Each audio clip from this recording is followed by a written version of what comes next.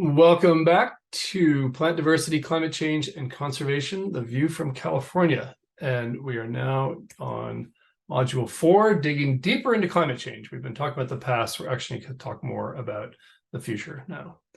And again, you've seen this slide once before, looking at Earth history, but really what we want to focus on now is we're going to really dig into what's happening in this century and future climate change that we were projecting, and how we make those projections, which is, it's worth digging into a little bit because we hear about them so much. It's worth knowing a little bit more about how some of that modeling is done.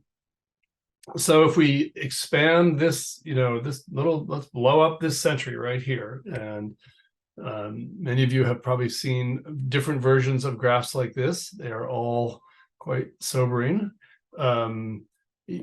For different purposes, people develop a baseline, and that the baseline is less important to the question. We could put it here, we could put it there. The point is, it just gives us just an eyeball point of reference and contact to be able to think about, periods that have been cooler versus warmer against this. In this case, they give it a mid 20th century average. I mentioned in the first unit that sometimes people like to use a late 19th century baseline for climate because it's before we started really significant burning of fossil fuels and before the modern anthropogenic era of climate change got underway. So what we've seen at a global scale is in the early 20th century, there was actually, you can see a warming trend. This is actually quite distinctive when you look at California from about 1920 through to World War II. The mid-century is actually kind of flat for a little while. Part of that story of why that was of why climate change didn't seem to be, or why temperatures weren't rising as much during that mid-century, is actually that's the period in which fossil fuel use really took off with no controls on air pollution. So air pollution puts very fine particles into the air, the aerosols, whether it's out of our cars or out of factories. Those aerosols reflect sunlight back to space. So in fact, the effect of rising carbon dioxide levels, which we'll come to in a moment, was being offset by increasing air pollution. Paradoxically, when we passed the Clean Air Act and really began to lead towards cleaner air, even at a global scale, that actually effect diminished. This is even stronger when we look locally in the United States, or say the LA basin. And that actually contributed to why then things seemed to take off and temperatures were rising so quickly. So at least part of this story is actually this effect of air pollution on climate change. So just to kind of anticipate, and let's just look at some units here. So against this mid-century baseline, things were back a 1/4 degree centigrade. That would be almost 1/2 degree Fahrenheit. Before that, now up to almost 1 degree centigrade after this period. So between those two, that's 1.4 degrees I see about there, right? And maybe 1.2 degrees. So when you hear all the discussion about keeping the Earth to 1.5, we are already above 1. We have had more than 1 degree of warming centigrade since the beginning of the Industrial Revolution.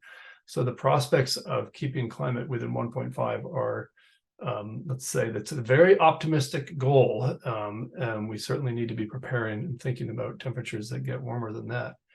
So one of the other striking data set over the last 60 years now is the measurement of atmospheric carbon dioxide in the Mauna Loa Observatory in Hawaii. There's other places that have measured it. It's just this was a sensor that was set up early on. It was actually set up for other reasons. People weren't anticipating at that moment that we needed a long-term record of CO2, but it's awfully valuable that we can see what's happened. The red zigzag is actually the seasonal curve. It gets high in winter and low in summer, high in winter, low in summer, and then the black is the average.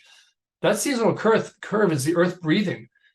There's more land in the northern hemisphere, right, and less in the southern hemisphere. All the trees in the northern hemisphere put on their leaves in summer, and it's the whole Earth takes a deep inhale and sucks in CO2 as the trees grow, and that red line goes down in summer. Then all the leaves fall off and the winter comes, and the Earth has this big exhale as all the forests release CO2, as the microbes are releasing CO2 from the soil and the plants are taking it up. And because the northern hemisphere has more land area, and because the sensors in the northern hemisphere, this picks up this annual cycle of an inhale and an exhale. But each time the Earth exhales, it goes a little higher than it went the year before. And we just see this really relentless increase. I didn't make the mechanisms of climate change slide for this talk, but CO2 and other gases trap heat. Solar radiation penetrates through the atmosphere, warms the Earth. That warmth is re-radiated back to the atmosphere as thermal radiation, not light. So where the light can pass through the atmosphere, the thermal radiation is trapped by those molecules. The molecules start bouncing around faster and re-radiate it back to Earth. So what we've called greenhouse gases, maybe the best term that is actually really easily understandable, is just thinking of them as a heat trapping gas. It's just like we're layering this blanket that's getting heavier and heavier that traps the heat in the Earth and drives this rising temperature. The physics are very well known and have been known actually since the 1890s that CO2 was a heat trapping gas. I mentioned already, and just to refresh again, that while we have this sort of relentless increase in temperature, we have that against the background of highly variable precipitation, and at all these different time scales, including very intense droughts and sometimes droughts that can be multi-year. The importance of this, and this is a slightly busy slide, but the message is actually, there's a very simple message that comes with it. The blue line here, and these are just put on similar scales for graphical purposes, so don't worry about the units or the scales. The blue line shows rainfall. And then the orange line is a measure of drought severity, which combines how much did it rain and what was the potential evapotranspiration, the PET. That's really a fancy way of saying how hot was it, because really heat just drives the potential for water to be evaporated out of ecosystems, whether it's through the trees or off the soil. So the message here is that, most of the drought severity over the last 100 years was simply driven by whether it rained or not. So you see the rain and the drought going up and down, up and down, up and down. And then you get to the last 20 years or so, and now it didn't, here the rain dipped, but look, the drought severity the drought was even more severe than you'd think just from the rainfall. And then you get into the 2015 drought, and now as the rainfall drops, the drought's even more severe. And that's because when the rainfall declines and it's warmer, you get an additional temperature effect on the severity of a drought. It's the same reason why if you're watering your garden and it's a hot day, the plants need more water. So this, given a certain degree of lack of water, when you layer a high temperature on top of the lack of water, you have a more severe drought. And what have we seen in California? 150, 180 million dead trees. A huge percentage of all trees in California died in the drought from about 2013 to 2018, or depending on how you measure it. It's again, against that variability, you might have one wet year, but then realize you're still in a multi-year drought. Like last year was spectacularly wet, but we don't yet know whether that means that, because if we go back into multiple years of drought, that will just be a little blip as we think about rainfall at different time scales. So we've had a multi-year drought. It is now considered to be the driest multi-year period, potentially in 1,000 years. And I want to refer back to the discussion in the first unit about coming warming from the Ice Age, and what was happening at Clear Lake when there were a bunch of pine trees and it's warming up, and then over 3,000 years the oaks take over. Well, maybe this is what it looked like, because coming out of that, as it warmed from the Ice Age, you had all these trees that were used to cooler temperatures, and now it's getting warmer, and then you might have a decadal drought. And for those trees, that would have been too warm and too dry, and you would get widespread mortality, and maybe they burn, and then maybe oaks replace them. So I think when we think back to the scale of ice ages, we think about, it got warmer over 3,000 years. But we have to realize during that time, there would have been droughts and fires and severe events and disturbances. And maybe, these are the kinds of things that we're seeing in a landscape like that, if we could drill in and see the really fine scale events. And we're seeing it now. In addition, warmer temperatures lead to drier, the plants just get drier. I mean, literally, leaves dry out and wood dries out, both the wood on the ground, like the fallen trees, as well as the leaves and twigs in the canopy. And this graph is actually quite a few years old, but I've seen updated versions that the same story comes through. In this case, if you look at the average spring and summer temperatures, again, they're relative, that zero is just relative to zero, the colder versus warmer.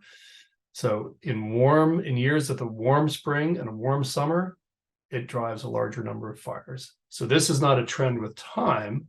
This is just a trend saying that when you get one of those warm years, we see the increasing number and size of fires. And of course, this has been continuing.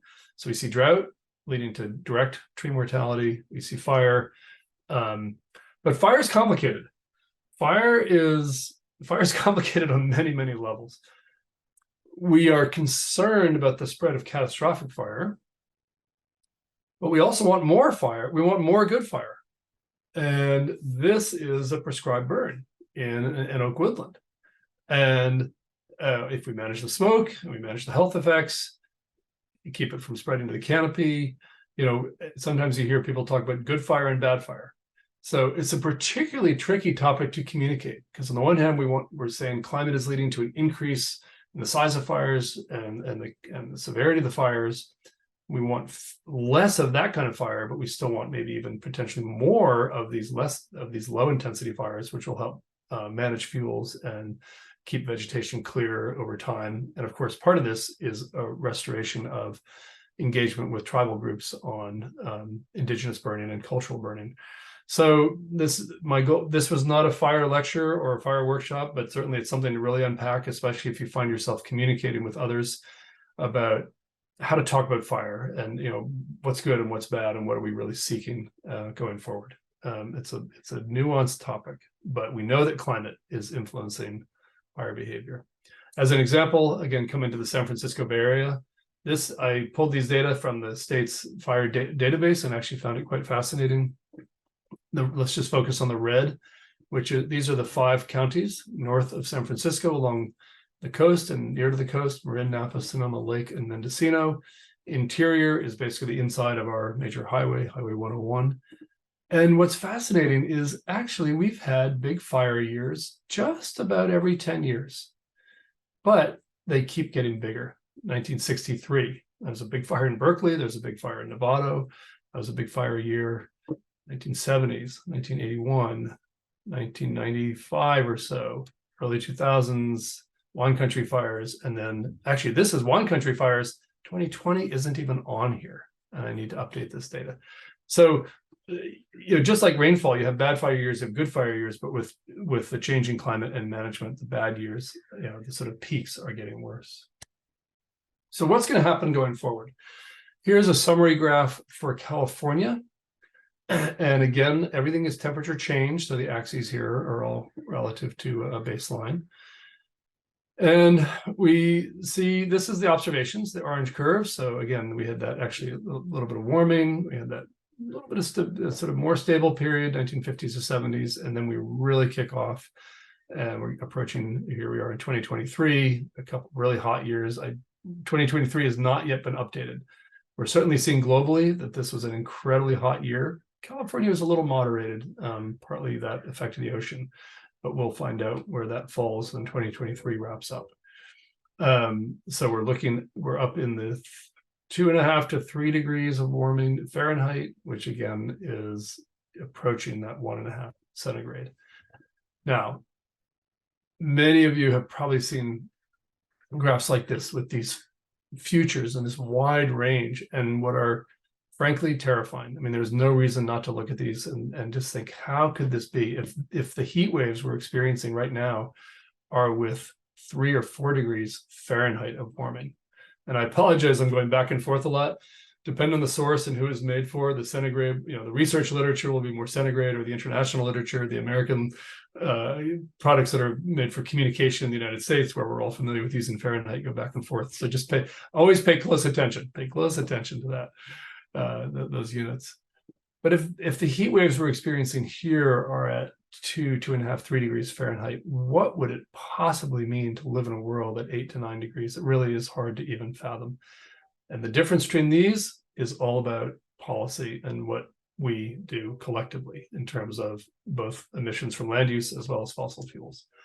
But I wanted to take a moment and just give you a sense of how in the world do scientists do these models to come up with statements like this.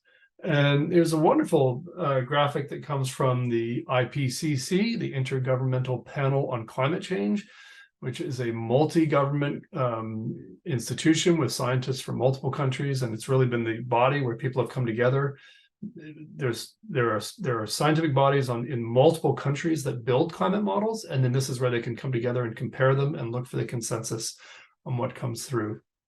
And what this really shows is how the models have gotten more sophisticated as computing power has increased, and our understanding of the climate system has increased with a lot of research. So it started with sun, rain, and CO2 by the mid-70s, then adding clouds. Clouds are actually quite difficult to model and understand how they work, adding the fact that the Earth is not flat, there are mountains, putting in some ice. Prescribed ice means that the ice is just said, this is where ice is, but it's not yet modeled dynamically where it's changing necessarily, right? Melting or freezing. And then we come to adding in, beginning to add in more detail with the ocean.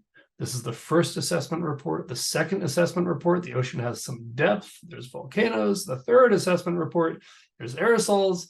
The fourth assessment report, there's more atmospheric chemistry. So this is just scientific knowledge being added. And then what's seen as, and here's a key for those of us interested in ecology. It's only recently that the models have interactive vegetation. And what that means is that the models include the fact that the plants are also responding, giving off CO2, taking up CO2, and potentially changing over time, not just sort of fixed as a fixed feature of the model. So even though it might seem obvious that all of these things should be included, getting all of the science right is no small task. And this is what has occupied an enormous community of modelers. Then at the same time, as computational power has increased, the world has been chopped into smaller and smaller pixels, as we call them in GIS, which is to say giving more and more spatial resolution to the models. And as you get more spatial resolution, you actually have to run the models to have faster and faster temporal resolution. So this is the domain of supercomputers and people who know how to program and run things on supercomputers. They are really quite probably some of the world, well, in our business, they are some of the world's most sophisticated computer models trying to capture such a complex system in a realistic way. So once you have models, you can do the following experiment. And computer scientists talk about experiments. It's not what a natural scientist would think of as an experiment. It's an experiment in a computer. What we can do is set up that model and then take all the fossil fuel burning out of the model and say, what if no one was burning fossil fuels? There was no land use change. There was no human agricultural effects. There's only natural cycles. And the blue here shows what the models suggest would have happened from the late 1800s to the year 2000. And what you see is that in the last 50 years or 30 years of this experiment, the model cannot explain what's actually happening. Then you run the model again and you put the fossil fuels back into the model and the other anthropogenic effects. And now the same observational data, and now the model can capture and replicate what's happening. So that's sort of a computer experiment to test it. You know, the computer models have to be good, but that is really the basis of a lot of our knowledge of why we believe we understand that fossil fuels and land use change are drivers of climate change, is you have to have them in the models to explain what we're seeing. The other thing that is so sobering, Jim Hansen, who is a lead scientist at NOAA, the National Oceanographic and Atmospheric Administration, 1985, he testified before Congress. So we would have been right about there. Testified before the Senate in 1985, basically showed the Senate a range of futures that were expected from the models in 1985.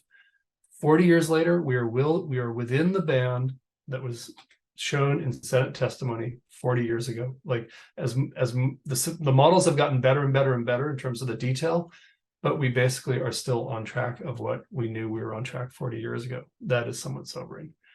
Now, this is another kind of graph you may often see, which is the x-axis is time. The y-axis in this case is how much CO2 we're putting in the atmosphere, which will then drive climate change. And these graphs are kind of they overwhelm you with uncertainty. And this is what's driven a lot of the dialogue. We don't know what's going to happen. We don't know how much climate is going to change. And the reason we don't know how much climate is going to change is largely because we don't know how many fossil fuels we're going to burn. in the next 100 years. We don't know how much we're going to transform deforestation, transform agriculture, transform our transportation systems, our energy systems. So the uncertainty here is uncertainty in population growth, economic development, what we call the carbon efficiency of the economy. As I'll show you in a moment, there's not much uncertainty about how these factors affect the climate. It's social uncertainty, much, much, much more than scientific uncertainty. You'll also, these are worth learning, what we call RCP, representative concentration pathways. But this has been greatly simplified in the current round of the IPCC. All you have to know is that a bigger number is more emissions and more intense effects on climate change. So RCP 2.6 is a low emission scenario, actually even going negative into carbon sequestration. 4.5 is moderate, 6, and then 8.5. And 8.5 is, at the top of where we've been representing as a business as usual for what we were calling business as usual. So if we look at the data another way, the x-axis now is the total anthropogenic carbon dioxide emissions, cumulative, starting from 1870, when we really think of the Industrial Revolution kicking off. And it's cumulative, so it's just like every bit we put in more, we're moving up this line, we're moving up the graph here, right? And right now, we're somewhere around, coming up around 500 gigatons of carbon that we've released into the atmosphere. The y-axis is how much temperature has changed, starting from that early 19th century baseline. So the relationship between CO2 and temperature, this is what I mean about there not being much scientific uncertainty. We really know that CO2 will drive climate. What we don't know is just how far up this line are we going to go. So even 10 years ago, 15 years ago, the baseline would have been considered way high up here, these 4.5, 5 degrees C changes. Already, the policies that have been put in place by America, by China, implementation of the Paris Accords, people really believe we have moved it down. We are on a better trajectory now. There really has been change. If all of the Paris Accords were implemented, the belief is we would be somewhere in the 2.5 degrees to 3 degrees range. That's with Paris. And remember that there's still this target to keep things in the 1.5 to 2. So things have changed. That's the good news. But there's every reason to be very concerned, as I'm sure many of you follow this and are very concerned. Two summaries then at a global and a local scale about future climates. At a global scale, there's a very simple statement, which is easy to remember, about the whole world will get warmer. High latitudes are projected to warm more. So look at this deep purple in the Arctic. And a lot of that is because as ice melts, ice reflects sun back to the atmosphere. As it melts, it no longer reflects the sun. So then the warming effect gets much more intense. And that alone is a big driver of why the effects are so significant in the Arctic. We're in the middle zone, it's sort of the red, and you actually see that parts of the tropics in the southern hemisphere will warm less, but they will all warm. Rainfall is different. There's only so much water in the world. If it falls one place, it doesn't fall another. It's just all cycling around, right? It's a very different, you've heard me say several times how temperature and rainfall, we have to think about differently. The simple take home with rainfall is from the models. It looks like wet places get wetter, dry places get drier. So you see across the desert zone is where you have negative changes in rainfall on both hemispheres, and then positive changes driven in part by the warmer temperatures near the equator and the higher latitudes. And look where we sit in California, right across that zone. So one of the themes in California has been, will it get wetter? Will it get drier? We don't know. And one reason is we sit right at this interface between parts of the world that will probably get drier and will probably get wetter. And one way we've looked at this is a little bit of a busy graph. This is actually data from the Bay Area from colleagues who I've worked with a lot over the years. And on the x-axis is temperature. The average temperature of the Bay Area, the 9 counties, 15 degrees C across the whole year. The y-axis is rainfall, average rainfall, just under 800 millimeters. This is this is sort of 1980 to 2010, I think. This was 1950 to 1980, so not too different.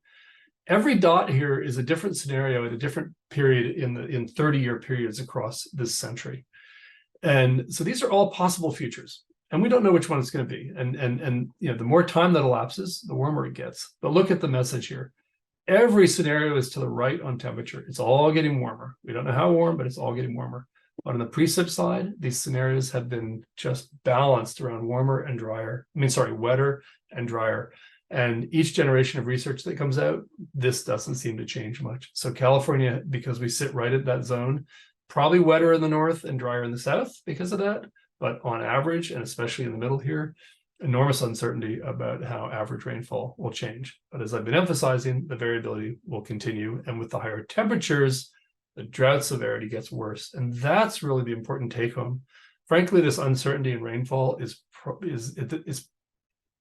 probably not even that important to the future, because as it gets warmer, no matter what the rainfall does, the droughts get more severe. So the dry years are more severe. So the temperature effect alone gives us a fair amount of certainty about the intensity of drought, even if we're not certain about exactly how much rainfall we actually get. So that brings us to the end of this unit.